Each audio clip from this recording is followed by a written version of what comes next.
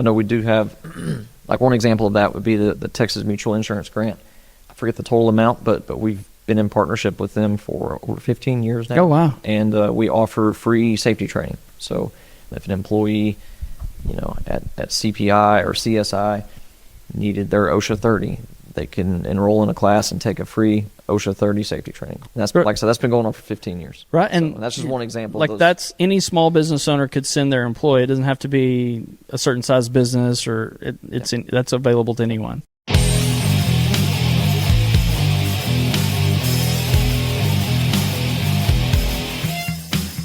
Welcome to Gone to Texas, the official podcast of the Texas Economic Development Connection. On every episode, we share the stories of business owners and CEOs who have relocated or expanded their business into Texas. Our goal is to use these stories as a guide to help others who are ready to hang a sign on the door that says, Gone to Texas. And now, please welcome your host, the managing partner and chief inspiration officer for Day One Experts, Super Dave Quinn.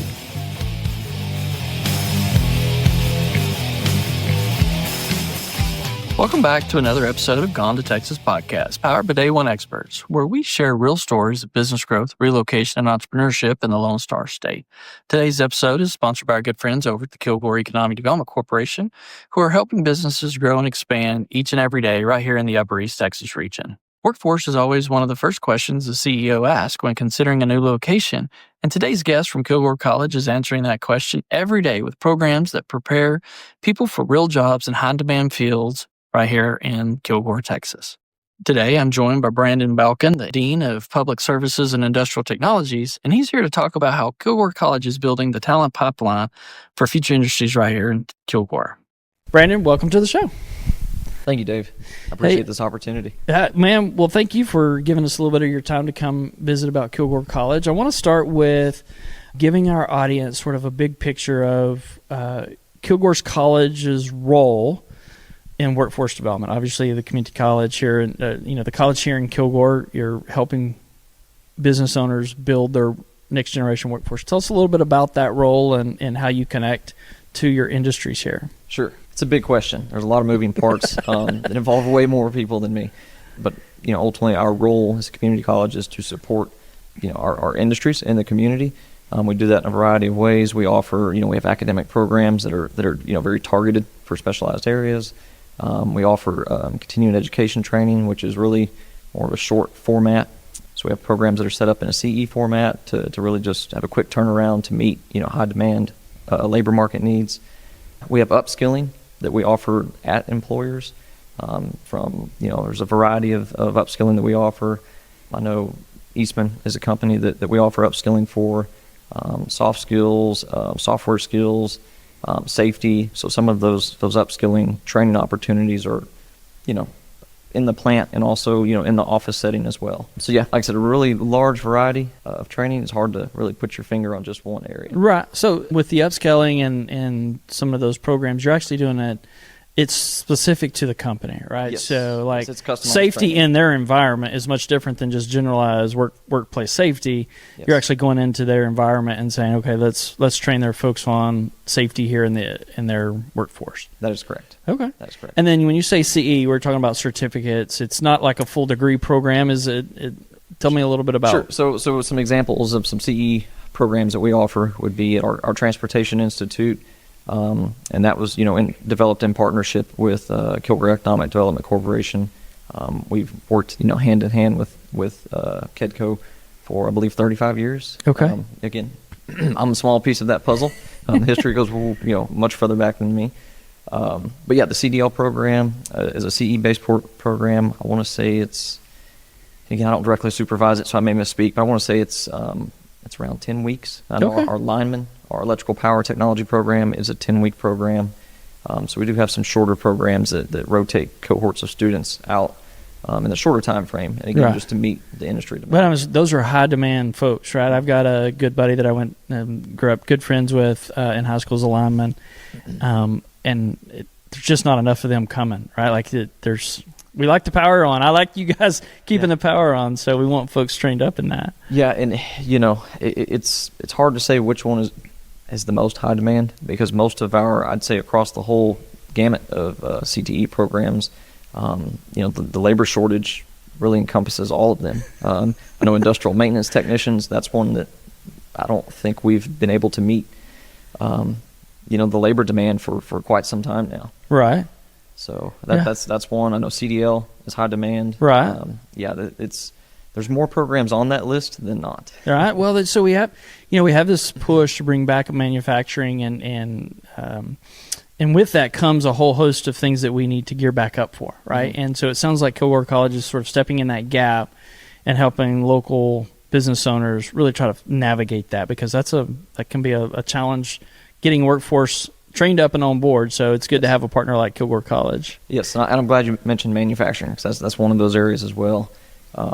We actually worked with a committee. It was called an AMIT committee, Advanced Manufacturing Industrial Technologies, and it was composed of a lot of our area companies in manufacturing. And I'm going to reference my list here. There's many go ahead. of them, and I don't want to leave anyone out. But so that committee formed our manufacturing technology program. We've only, it's only been in operation for about 2 academic years, so it's still very much, in the building phase. Right. But, we had input from companies like Eastman, Merit Preferred here in Kilgore, CPI here in Kilgore, Wagner Tuning, Aon Coil, Komatsu, Rob Roy Industries, and there's more. But now these are global companies that you're talking about and getting expertise from and saying, how do we meet your demand? I think that's an incredible opportunity you're bringing to the table. Yes, sir. And on top of that, that committee, did directly build that program, but all of our programs, whether it's a CE-based program or a full-blown, academic program that offers a 2-year AAS associate degree, they all have advisory committee meetings that usually meet once or twice a year, and we're continuously trying to ensure that we stay connected with our industry partners that are related to that program and seek their input. I think that's one of the things that people are surprised about the rural areas or the smaller areas of Texas is this robust partnership with workforce development. They think they need to move to the metros because that's where the talent is. And what we're learning is there's more and more talent. It's maybe spread out over a larger geographic area, sure, but you have really committed partners in those small communities that are fighting every day for their success. Yes. Tell us a little bit about yourself. You've just come into a new role, right? We talked before we come on. What's that been like? How long you've been with the college, and sort of what's your path to what you're doing today? Sure. So, let's see. How far do we go back here? So my first dealings with Kilgore College was as a dual credit student. When I was in Tatum High School, I took automotive classes dual credit. Completed the program. After I graduated high school, I was working part-time, taking classes part-time. Completed the program. Later completed the associate degree. Worked in the industry for about 5 years. An instructor position came up at the college, and I applied for it and didn't really take it. I took the position seriously and the application seriously, but I just assumed it would not be me. I've done that a time or two. So when they called, it was definitely a pinch moment. It's like, whoa, okay. So this is, I've got to get ready for this. And so I served as an instructor for about 9 years. Lead instructor, served as a department chair. I left for about 4.5, 5 years, went to work back in industry, opened a business with a partner. Business was successful. We just had a little bit different, I'd say, ideologies as far as the partners. So we did that for about 1.5 years, and then we went separate ways. And then came back to Kilgore College a few years after that. Let me back up. So after that, I opened my own business and was self-employed for about 1.5 years. And then that was really good, but it almost felt selfish. And I say that, it was good to serve my customers, but I had a freedom that I never really had before. Uh-huh. And I almost felt like, I needed to be doing something bigger than what I was doing. So a position came open at Kilgore College. I pursued it, and I've been back for a little over 1 year now. All right. So trying to keep the wheels rolling. I think that's important to acknowledge the industry experience that you're bringing back to the college, right? Like you've actually been out into the industry world. I mean, you've been you've been a small business owner. Yes. I always tell people now, having being a small business owner, I would be a much better economic developer full time if now having gone through that process. It's a lot harder than it looked. Yeah. Yep. Small business owners, they don't receive enough credit. Right. It's the hardest job in the world. Your title is everything. Right. So yeah, the trash needs taken out. You got to do that. Yeah. Something goes down. You got to do that. you're the accountant. You're the technician. Everything. Right. Well, that means a lot when you come back into the education, because you're able to give that experience to your employees. When you're working with the business owner, you truly understand the challenges. I always laugh that 2 weeks to me as an economic developer wasn't that long, because I'm going to be here 2 weeks from now. A business owner, 2 weeks can be the life or death of the company, right? Like, I'm either going to make payroll or I'm not. Yes, sir. And so bringing that sort of experience in to what you're doing now, I think it's an incredibly important thing. And one of the things I think is a benefit that Kilgore Colleges provides the local business community. Sure. Let's talk a little bit about, we talk about the high demand jobs. What are some of the top programs that you're seeing people ask for or engage with? We talked a little bit about CDL and welding and sort of healthcare and nursing. That's probably always near the top. But you talked a little bit about manufacturing. What are some of those programs that you're seeing really sort of start to take off? So, yeah, it's really across the board, to be quite honest. So it is hard to pick just one or two. Sure. But yeah, definitely manufacturing. There's growth there. There's high demand for industrial maintenance technicians, which again, that usually those technicians are working for a manufacturer. So those two positions are related. A lot of need for CDL for truck drivers. Right. High demand there. Welding.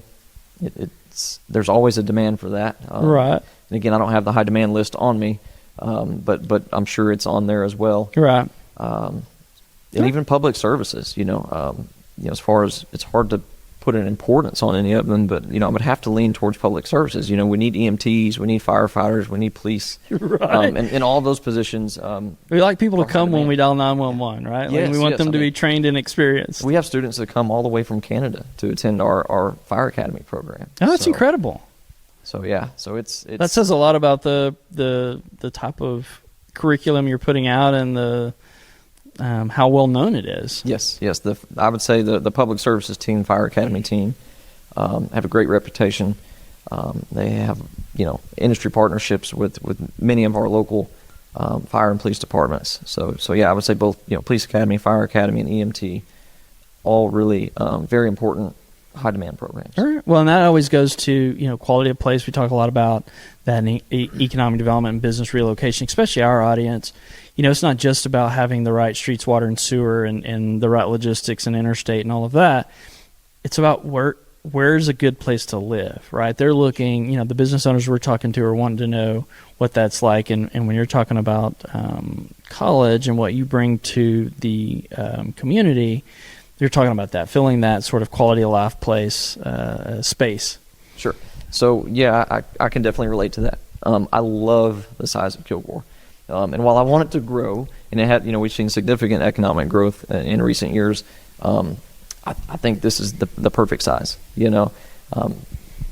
Most of what you need is here. There's a great variety of restaurants and entertainment, but yet the traffic is minimal, even at 5 o'clock. I've actually received feedback from students. I was working with a student last spring semester. Him and his family are from West Texas, and the student had attended some of the larger colleges in that area, and a lot of times his mother and father come and visit him on the weekend, and they love Kilgore. They love the city, they love the size of it, they love the size of the college. So yeah, I'm biased, but sure. I could talk that up all day long. Well, my wife, I called her today, and before I got started, and she's like, "Well, are you far from where you're going?" I was like, "Babe, it's small East Texas town. It's 5 minutes, right. 5 minutes to everywhere, right? Like." It's not like Frisco where we have to drive 30 minutes to everywhere, right? And another ace in our pocket that we have is the location to Longview, Tyler, Henderson. Right. Within 35 minutes, you can tap into a very large workforce. Right. That's what I think. Other folks, I wanted to talk to you a little bit about that of where people come from to go to school at Kilgore, because that is surprising for, again, workforce or business owners that are looking for a workforce. On a map, or you just look at the population size, you're thinking, well, there's not enough people there, but they don't realize that you're really pulling from a much larger geographical area. Yes. Our students, it's a variety. I mean, we definitely, have a large population from the local areas and our specifically our service area. Right. But I mean, even I've had students from North Carolina, just because, again, they knew someone that knew about the automotive program, and right. It was just word of mouth based off reputation. So yeah, it's not abnormal to see students from Dallas, Houston, or even out of state. Right. That's awesome. So let's talk a little bit about the benefits of how you structure y'all's programs. I know y'all do a lot of hands-on training, and you have skills funds through the state. Like, what's the benefit to a student there, and how does a company tap into sort of bringing that, what we talked about, like the CE programs and sort of on site? I guess let me start with the skills funds, because I know we do have, like one example of that would be the Texas Mutual Insurance Grant. I forget the total amount, but we've been in partnership with them for over 15 years now. Oh, wow. And we offer free safety training. So if an employee, at CPI or CSI needed their OSHA 30, they can enroll in a class and take a free OSHA 30 safety training course. That's amazing. Yes, sir. And that's, like I said, that's been going on for 15 years. Right. And that's just one example. Like, that's any small business owner could send their employee. It doesn't have to be a certain size business, or that's available to anyone. Just, open enrollment. Okay. That's amazing. So, and what else was your question? Well, just how does a business owner engage with you guys to do some of the on-site or CE programs? What is that like? It just starts with a conversation. Either they reach out to one of our department heads or someone in administration, and email what their training needs are, and first thing we try to do is correlate what we're already doing and provide them with graduates, if that works. And if it's customizable training, like I said, we do have some skills funds grants to offer upskilling and customizable training to certain employees. I think I mentioned, or certain employers, sorry. Ultimately, it is for the employees, but the training is offered to the employers. Now, you work with KDC, Kilgore Economic Development Corporation. So if a business owner comes into town and has a certain skill set that he's looking for, can he start with KDC? Do they? I mean, I assume you work really closely with them. Yes, sometimes KEDC, I called them KEDCO, hopefully. It's okay. Kilgore Economic Development Corporation will introduce us to new business owners generally. And then that conversation begins on what their training needs are and how can we meet their needs. Right. Sometimes that involves building, customized, CE training, and other times it may be that we have a program that is providing graduates that'll meet their outcomes and meet their needs. Today's episode is sponsored by our friends at Kilgore Economic Development Corporation. They're helping businesses grow in East Texas. Kilgore, Texas offers an operational advantage few markets can match, where location, labor, and low cost converge to drive profitability. With prime access to transportation routes, plus low taxes and competitive utility rates, companies choosing to locate here are positioned to outperform other corporate locations and competitors. Synergy Park, a Class A campus-style business park, offers scenic, shovel-ready sites, and Kilgore Economic Development Corporation delivers hands-on support, tailored incentives, and a resourceful, experienced workforce. For companies seeking scalable growth without gridlock, Kilgore offers a streamlined environment engineered for enterprise expansion. Well, that's what I love about Kilgore too. Is there's several businesses within an industry, so it might be that you join a cohort of something because other businesses already have that need, and so you're already training and have got it going on, so they can come and sort of join that momentum, and they're not having to build it from scratch. Sure, and again, I'm going to circle back to the advisory committees. We really try to, when we get a new employer in town or just an employer that maybe we haven't been working with and contact us, we really try to get them to participate, encourage them to participate in the advisory committees for the programs that are related to what they do, to what product they offer. Get them plugged into the system early. Get them plugged into the lead instructors, program directors, and and really all of our curriculum changes and curriculum development, that all starts in those advisory committee meetings. So do you have any examples of like a program that maybe came out of that advisory program or that you've worked with? Do you have an example of that? Yeah, there's many of them. Like I said, the most recent one I believe I spoke about in a previous question, the manufacturing technology program. That came out of the Advanced Manufacturing and Industrial Technologies Committee. But we have had other programs, that we've had industry partners on an advisory committee, such as, I'll just use Eastman for an example. We've had a process technology program for a long time, and, we partnered with Eastman with that program. And, Eastman expressed the need for an instrumentation and electrical technology program.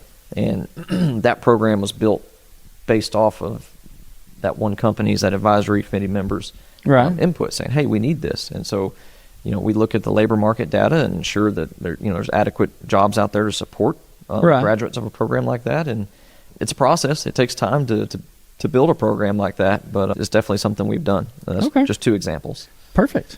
All right. Talk a little bit, how do you work with the high schools and sort of that, before they get to college program? Do you guys have a pipeline, or, I've seen a lot of schools start to develop sort of this partnership with the high schools. I'm assuming you guys have that at Kilgore College as well? Yes, we do. Before I talk about the high schools, I'm just thinking about the industry partnerships and collaboration. And one of the recent ones that I left out was the health our new Torrance Health Science Center. Okay. So we partnered with Christus and the Torrance family to build that new health science center. There's also new health science programs that are in the pipeline for the 26-27 academic year. We are planning to open a sonography program. I'm not familiar with that area, but Dean Bray has done a phenomenal job with our health science programs and managing, moving into that new center. Right. And expanding and reopening some of the previous health science programs that either went inactive or we just didn't really have the growth in it. So that's just another example of industry that's partnership. great. But jumping back forward to the schools, to our partnership with dual credit. So I want to speak on the passage of House Bill 8 in 2023. What that bill did was greatly reduce the tuition cost for dual credit high school students, and for some of those students, depending on their financial status, tuition's free. Oh, wow. Okay. So we've seen a tremendous amount of growth since that bill was passed in 2023. But we do partner with, I don't even know the number off the top of my head, but we have a whole dean of dual credit that just manages those relationships and manages dual credit. And Dean Walker has done a great job at that. And we have another secret weapon. His name is Brian Casper. He's our dual credit coordinator, technical coordinator. He spent the majority of his career in K-12 education, and he knows it in and out. So him and Dean Walker have done an excellent job at aligning our dual credit courses to meet the TEA pathways that the ISDs have to go by, for the state. We've seen tremendous amount of growth in dual credit. I believe on the CTE side, our dual credit since 2023, CTE dual credit has doubled. I believe we have over 2,200 CTE dual credit students. That's amazing. Yes, sir. So they're getting credit while they're in high school. For those that don't know, dual credit, you're able to, as a high school student, get your high school credits taken care of, but at the same time, you're also getting the college credit. Yes. They are receiving credit for both courses simultaneously at the same time. Okay. So it's really you look at it from an efficiency standpoint. It's great for the students. It's great bang for the buck. It's great for their parents if their parents are paying for it. Amen. As a parent of 3 students, we love dual credit, right? Yes. And going back to that, the dual credit, I just want to mention some of the programs that we're seeing growth in. Our welding department, we have dual credit at Henderson ISD, Kilgore ISD, Spring Hill, Longview ISD, and so that's growing. We now have, like West Rusk, is now sending dual credit students to our automotive program after lunch, and they're taking automotive classes. Kilgore ISD is slated to join that group next year. The dual credit growth is really exciting. And again, it's not just CTE. Just understand that's that's what I'm familiar with, but Sure. it is across the campus. Well, and that's what's exciting about that. If you're a business here and you locate in Kilgore, you're gaining access to a workforce coming from all these, surrounding geography. They're coming to Kilgore. They're already used to being here, right? And you're able to have that talent pipeline, like literally right at its front door. Mm-hmm. Yes, that's very helpful. Very helpful for the community. Again, it's great for the students. The parents love it, obviously. Yeah. It's great for the employers because it's going to help, make for a well-prepared employee. And the goal is to get all of our students and graduates, to serve these employers and earn a life-sustaining wage, a healthy life-sustaining wage for them Right. and their family. Well, let's talk a little bit about that. Like, when you're talking about mission and vision and what, from your standpoint, what does that look like to you? Sitting in your position, what does that mean for you, for the mission or vision of Kilgore College and what the programs that you're putting together? Well, it goes back to that previous statement that we segued into, but yeah, it's it's all about the student. It's all about preparing them for the future, whether that be in a workforce career or whether that is to transfer to a 4-year institution. We want to give them every tool in our toolbox to be successful. And as well as serving the student, our industry partners such as KEDCO and any of these businesses here in Kilgore and the surrounding communities and region, we want to serve them as well. We want to offer that customized CE training. We want to be able to offer graduates that meet their expectations, and that's a continual conversation because looking at labor market data, the outcomes of some of these jobs and even some of the new jobs that are available in the marketplace, it's a continual process to change and try to keep up with that. Right. Well, we talked about in another podcast about that, how fast things are changing, and technology and AI, and that's the easy one everybody kind of talks about. But I mean, and it sounds like you've got the infrastructure put in place through your different industry partners and the different committees that you guys have. Is that how you're sort of maintaining that and continuing to get ahead of the curve on some of that training? That helps. But it is a challenge, especially even AI in itself. If you look at how that is changing the workforce and how it's changing, even policies that at the K-12 level they're having to implement because, you want the student to use this as a tool, not a crutch. Right. So we're developing AI policy right now. I know we have several faculty members within the institution who are doing a lot of training in AI and have incorporated AI into their classroom and showing the students how to use it responsibly. But yeah, there's a lot of emerging industries, whether it be AI, manufacturing, robotics. We're trying to gear up and prepare for, the anticipated need in those areas. And speaking more, kind of rolling back to the partnerships, one of the programs that we're in. At Kilgore College, we went through that process and we were certified by the Transatlantic Business Investment Council for excellent in workforce training. And the idea behind that process is saying that the institution has everything in place to support like a European style apprenticeships. Yeah. And we are seeing major growth in the apprenticeships. And I know in the Public Services and Industrial Technologies division, most of our programs have either like an internship or some are called a cooperative agreement, which is Right. essentially the same as an internship, developed. And even most of those programs, even at their certificate level, the students have to complete one of those internship courses.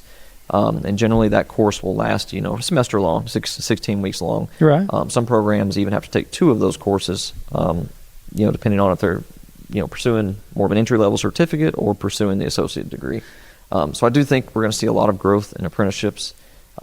Again, it takes time to build out, takes time to implement. Sure. But that seems to be the way the industry's trending. Well, I remember talking to Karsten in an earlier podcast, and he was so excited about the potential for that. Mm-hmm. So it's crazy that, here we are. I mean, I think it was like 3 or 4 years ago that he was like, this is coming there. He was so excited about this opportunity to kind of bring this European-style apprenticeship learning and really how it really can help a small business owner, and it's more efficient, I guess, is what he was explaining. Right, he was super excited coming from Germany and having used to that, and then coming here, So it's awesome to see kind of full circle now. You guys are stepping into that and have gotten the certification and building that out. Sure. Yeah, we hope to see more of those programs in the future.